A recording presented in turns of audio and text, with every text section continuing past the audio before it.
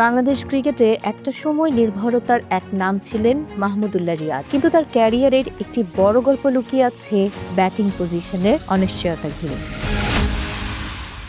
সম্প্রতি এক পডকাস্টে আন্তর্জাতিক ক্রিকেট থেকে অবসর নেওয়া এই অভিজ্ঞ ব্যাটার জানিয়েছেন, মনের গভীরে তিনি সবসময় 4 বা 5 নম্বরে ব্যাটিং করতে চাইতেন, কিন্তু দলের প্রয়োজনে নিজের সেই ইচ্ছা কোনো সময়ই প্রকাশ করেননি। মাহমুদুল্লাহর ভাষায়, গত কয়েক বছরে বাংলাদেশের ব্যাটিং অর্ডারের জন্য তিনি অনেক ত্যাগ স্বীকার করেছেন। তবে এই বিষয়টি নিয়ে তার কোনো অভিযোগ নেই। তার কাছে সবচেয়ে গুরুত্বপূর্ণ ছিল দলের চাহিদা পূরণ করা এবং দলের ভালো ফলাফল।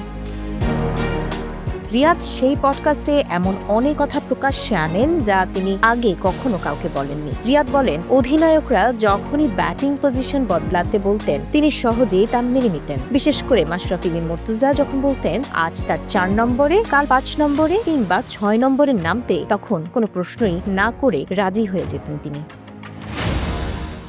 এভাবেই পুরো ক্যারিয়ার জুড়ে বারবার বদলেছে মাহমুদুল্লাহর ব্যাটিং পজিশন। তবু দলের প্রয়োজনে নিজের ব্যক্তিগত পছন্দকে পাশে সরিয়ে রেখেছেন তিনি। বাংলাদেশ ক্রিকেটে এই নিঃশব্দ ত্যাগই হয়তো মাহমুদুল্লাহকে করে তুলেছে দলের অন্যতম নির্ভরতার প্রতীক।